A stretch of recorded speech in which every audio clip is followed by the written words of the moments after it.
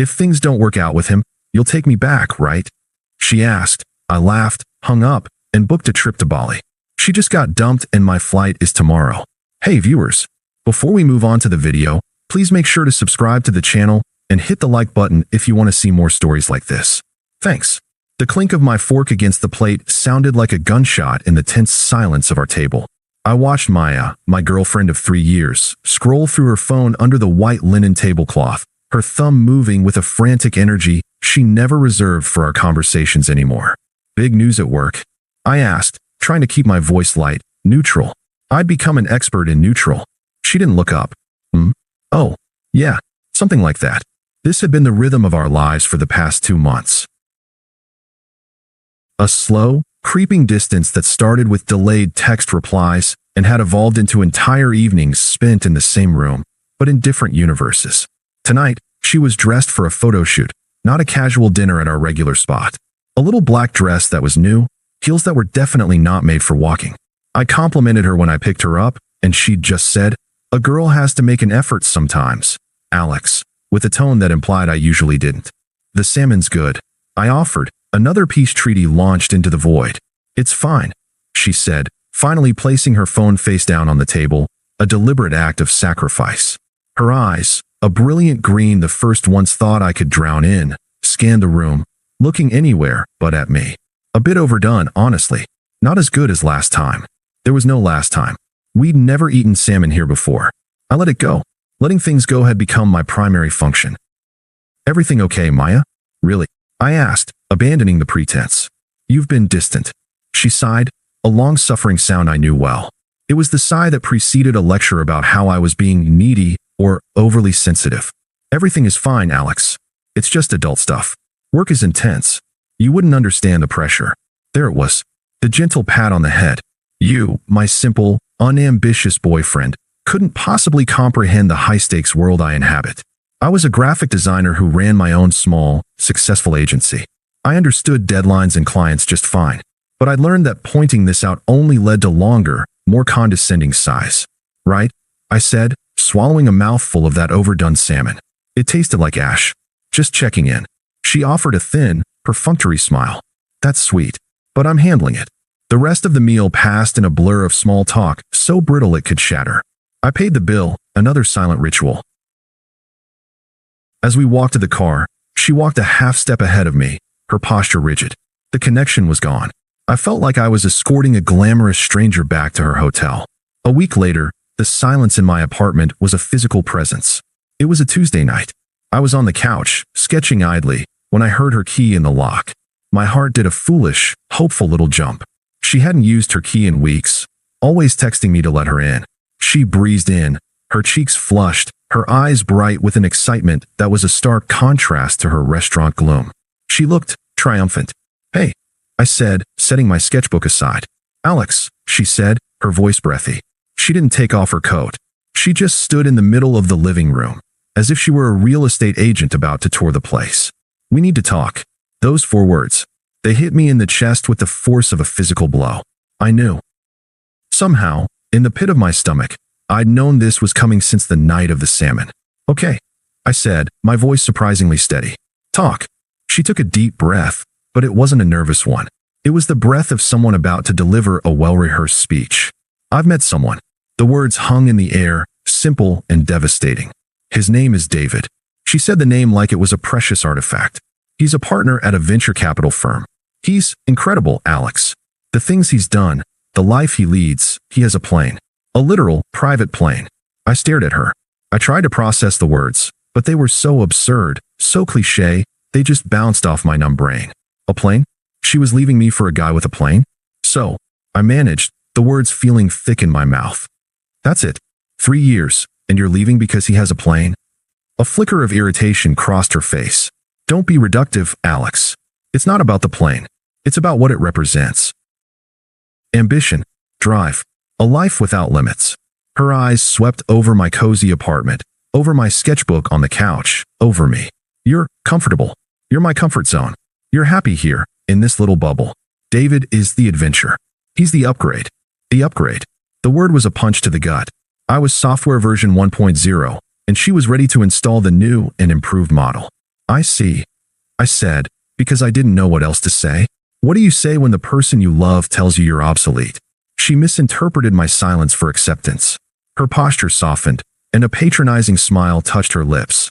It was the smile that broke me more than anything else. It was the smile you give a child who's finally understood a difficult lesson. Look, she said, taking a step closer, her voice dropping into a conspiratorial tone. Don't take this the wrong way. You're a great guy. You're kind. You're stable. You're my safety net. She paused, letting the phrase safety net hang in the air between us. It was not a term of endearment. It was a classification. If things don't work out with him, she continued, her head tilting, as if she were offering me the most generous of consolation prizes. You'll take me back, right? I mean, it's us. What we have is real. It's just on pause. I looked at her. I really looked at her. The woman I'd planned a future with. The woman I'd loved. And in that moment, I didn't see the person I thought I knew. I saw a stranger who had just calmly, smugly, informed me that my role in her life was to wait in the wings indefinitely, a reliable understudy for the star who might flub his lines. The anger, the hurt, the betrayal, it was a storm raging inside me. But on the surface, a profound, icy calm settled over me. It was the calm of finality, of a door not just closing, but being locked and bolted forever. I didn't yell. I didn't cry. I didn't beg.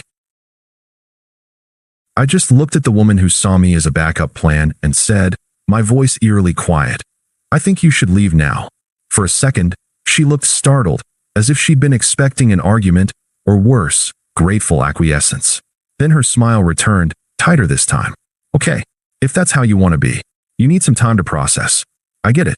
She turned and walked out of my apartment, out of my life, without a backward glance.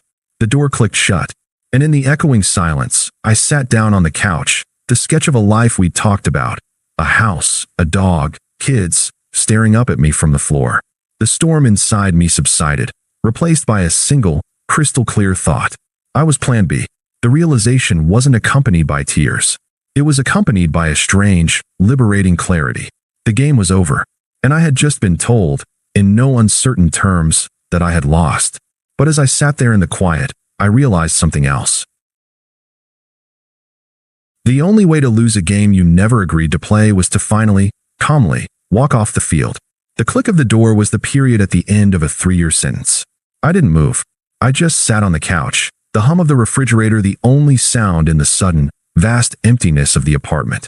The air still carried a faint trace of her perfume, a scent I'd once associated with homecoming, now just the ghost of a lie.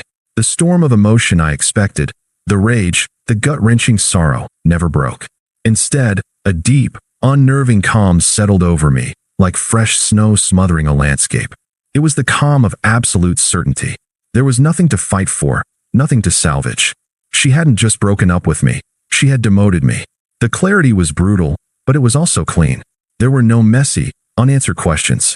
I knew exactly where I stood, on the bench. I stood up, my movements mechanical. My eyes fell on the sketchbook on the floor. It was open to a page where I'd been idly drawing a concept for a new logo, a twisting, abstract knot that resolved into a bird in flight. The irony was so sharp it was almost funny. I picked up the book and closed it. That life, the one I'd been sketching with Maya in the margins, was gone. My gaze swept the room, and for the first time, I saw it not as our space, but as a museum of my own naivete. The framed photo on the bookshelf from our trip to Colorado, her laughing, me looking at her like she hung the moon. The ugly ceramic vase she'd made at a pottery class that I pretended to love. Her favorite fuzzy blanket, draped over the armchair. A strange energy buzzed in my veins. It wasn't anger. It was purpose. I went to the hall closet and pulled out a single, medium-sized moving box. I didn't need more than one. I started a methodical sweep of the apartment, my mind a cool, dispassionate inventory list. This wasn't a heartbroken purge. It was an extraction. I started in the bathroom. Her expensive moisturizers, the half-empty bottle of perfume, a hairdryer, a bag of makeup. Into the box. It wasn't violent or rushed. It was clinical. Each item was proof of a presence that was no longer welcome. From the bedroom, I took a few novels from her nightstand, a stray hair tie, a sweatshirt she'd left behind. I didn't linger on the memories attached to them. I was an archivist boxing up an exhibit that had closed permanently. The final item was the photo from Colorado. I took it out of the frame. For a long moment, I looked at our smiling, younger faces. The guy in that photo was gone. He'd just been politely informed of his own irrelevance. I didn't rip the photo up. I simply placed it face down on top of the other items in the box. Then I sealed the box with packing tape. The sound was final. I carried the box out to the building's mail room and left it by the outgoing packages. I texted her a single, unadorned sentence. Your remaining things are in a box in the mail room. I didn't wait for a reply. I went back upstairs, took out my phone, and blocked her number. Then I opened my social media apps and blocked her there, too. It took less than 60 seconds. I felt a click, not on the screen, but in my soul. A circuit had been broken. The silence in the apartment was different now. It wasn't empty, it was peaceful. I walked to my desk and opened my laptop. The screen glowed in the dim room. For years, Maya and I had talked about taking a big trip. Bali was always the dream. We'd saved a decent chunk of money in a joint account labeled Future Fund. It was supposed to be for a down payment on a house. A shared future. A cold, clear thought formed. That future was dead. The fund was now just money. My money. I navigated to a travel site. My fingers flew across the keyboard. No hesitation. Denpasar, Bali. One way. The dates popped up. I selected a flight leaving exactly 1 month from today. It felt right. A full, clean lunar cycle to shed the old skin. I clicked through to payment. The total was a significant dent in the future fund. I felt a twinge, not of guilt, but of liberation. This wasn't an escape. It was a reinvestment. I was taking the capital earmarked for a life with her and pouring it into a life for myself. The confirmation email hit my inbox with a soft ping. Booking confirmed. San Francisco to Denpasar. I leaned back in my chair. The deed was done. In the space of 2 hours, I had erased her from my home and booked a ticket to the other side of the world. There was no triumphant feeling, no fist pump. Just a quiet, steady hum of forward motion. I looked around the apartment again. It was still my apartment, but it felt lighter, the air easier to breathe. The ghost of her perfume was fading, replaced by the simple scent of wood and dust. I wasn't waiting for a text. I wasn't analyzing her tone. I wasn't plan B. I was just Alex. And for the first time in a long time, that felt like more than enough. The game she thought we were playing was over. My game, it turned out, was just beginning. And the first move was a one-way ticket out of her orbit. The first month passed in a strange, liminal space. The initial silence was a bomb. I worked, I went to the gym, I saw friends who didn't know the specifics, just that Maya and I were done. I told them it was mutual, that we'd grown apart. It was easier than explaining I'd been designated a human safety net. The anger never came in a hot rush. It had crystallized into a cold, hard diamond of resolve in my chest. Every time I looked at my Bali ticket, the diamond glinted. It was my North Star. The box I'd left in the mailroom was gone after a couple of days. No thank you, no acknowledgement. Radio silence. I was grateful for it. Then, 3 weeks to the day after she'd walked out, my phone buzzed with a text from an unknown number. Unknown number. Alex. It's Maya. I know you're probably still upset, but blocking me is childish. I just wanted to see how you're doing. David is amazing, by the way. We're in Monaco. Hope you're well. I read it standing in line for coffee. A strange sensation, like ice water trickling down my spine. Not hurt. Not jealousy. Amusement. The sheer, unadulterated audacity of it.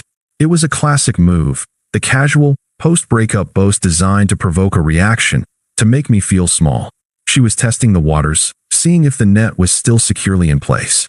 She was throwing a pebble into a well she assumed was still bottomless with my devotion. I took a screenshot. I saved the number under Do Not Answer. Then I blocked it. I didn't feel a thing. The pebble had landed in dry earth. Internal monologue. Monaco. Good for her. It has nothing to do with me. I got my coffee and went about my day. The silence held for another 3 weeks. The date of my flight was now a tangible thing, just days away. I was packing, my suitcase open on the bed, when my phone vibrated. A voicemail from another new number. I almost deleted it, but a morbid curiosity took over. I put it on speaker and continued folding a t-shirt. Her voice was shaky, thick with tears she wasn't faking. It was the sound of someone whose world had just cracked open. Maya, voicemail Alex. Oh God, pick up. Please. It's me. David, he's not who I thought he was. He was just using me. For a few weeks, until someone shinier came along. He dumped me. In Monaco. I had to pay for my own flight home. It was so humiliating. I think I made a terrible mistake. Can we please talk? I need you. I have no one else to talk to. I stopped folding. I listened to the raw desperation in her voice. A younger version of me would have felt a surge of pity, a knight in shining armor instinct to rush to her rescue. That guy was gone. The cold diamond in my chest didn't thaw. It just got heavier. Her words weren't a plea for me. They were a plea for the comfort of Plan B. The backup was now being activated. I deleted the voicemail. I blocked the new number. Internal monologue. Her mistake. Her consequence. Not my emergency. I finished packing. The suitcase was a promise I intended to keep. The final attempt came the day before my flight. I was doing a last clean of the apartment, my passport and boarding pass laid out neatly on the kitchen counter like sacred objects. My phone rang. It was Sarah, a mutual friend who had always been more Maya's friend than mine. The one who loved drama. I almost didn't answer, but a part of me wanted to see this through. Alex, it's Sarah. Her voice was sharp, accusatory. Sarah, look, you need to call Maya. She's a mess. A complete mess. What you're doing to her is cruel. I almost laughed. What I'm doing to her? Yes. She made a mistake, Alex. A big, stupid mistake. But you're just abandoning her when she needs you most. She's devastated. The man I knew wouldn't be this heartless. He'd have some compassion. I felt a flicker of anger then, not for me, but for the sheer toxicity of the expectation. That I should be the emotional dumping ground for the person who discarded me. Sarah, I said, my voice calm and flat. The man you knew was Plan B. I'm not available for that role anymore. I have a prior engagement. Please don't call me about Maya again. I hung up before she could reply. The message would be relayed. The net was officially gone. The desperation that followed was inevitable. It came that night. A frantic knocking on my apartment door. I knew who it was before I looked through the peephole. Maya stood there, her face puffy and blotchy, her hair a mess. She looked nothing like the polished woman who had left me. She looked small and broken and real in a way she never had before. I opened the door but didn't step aside. I just stood there, a silent barrier to my new life. She burst into tears immediately. Alex, you won't answer my calls. How can you be so cold? I said I was sorry. What do you want, Maya? My voice was even. I felt like a scientist observing a fascinating, volatile specimen. I want us back, she sobbed, wrapping her arms around herself. I was stupid, blind. I see that now. You're my rock. You're the only good, real thing that ever happened to me. David was a lie, a user. Please, can we just forget this ever happened? Please. She looked at me, her eyes begging, expecting the comfort, the forgiveness, the safe harbor she had always taken for granted. I didn't get angry. I smiled. A small, genuine smile of absolute, liberated clarity. Forget, I said, shaking my head slowly. No, Maya. I can't forget. That conversation you had with me in this apartment was the most important one we ever had. You were finally, perfectly honest. You told me I was the backup plan. And you know what? I'm grateful for that. She stared, confused. Gee, grateful. Yes. It set me free. I gestured around the empty, clean apartment. I'm not your safety net. I'm not your comfort zone. And I am definitely not waiting around to see if your life with someone else works out. Her face began to crumple, the hope turning to panic. She saw my packed bags by the door. Where are you going? I turned and walked the few steps to the kitchen counter. I picked up my passport and the printed boarding pass. I held it up so she could see the destination, the date, the time. The flight was in 10 hours. You asked me 3 months ago, I said, my voice quiet but carrying perfectly in the still air, if I'd take you back if things didn't work out with David. A flicker of that old, entitled hope returned to her eyes. Yes. I looked from the boarding pass to her. They didn't work out. And my answer is no. The hope shattered. Her face contorted, not in sadness, but in pure, unfiltered rage. The mask was fully off. This was the real her, the one she hid beneath the tears and the apologies. You're a bastard, she spat, her voice venomous. A cold, heartless bastard. You were never the man I thought you were. You're just pathetic. I didn't flinch. I just looked at her, this angry, humiliated stranger on my doorstep. No, Maya, I said, my voice dropping to a near whisper, filled with a final, absolute truth. I'm exactly the man you told me I was. The one who plays it safe. I glanced at the ticket in my hand, then back at her. And right now, the safest thing for me is to get as far away from you as possible. Goodbye. I didn't wait for a response. I closed the door. Not a slam, but a firm, definitive click. The sound of a vault ceiling. The next morning, I took a taxi to the airport. As the plane lifted off, climbing through the clouds, I looked down at the city shrinking away. The storm of her arrival, the silence of my exit, the desperate unraveling of her attempts. It all felt like a story that had happened to someone else. I leaned back in my seat. She was right about one thing. David was an adventure. He was the adventure that showed me I was worth more than being someone's consolation prize. And for that, I supposed, I owed them both a thank you. The plane turned, heading west, toward the sun. I closed my eyes, not to sleep, but to rest in the quiet, profound peace of my own irreplaceable company. Thanks for watching. Make sure to subscribe to the channel and hit the like button. What do you think about this story? Share it in the comments.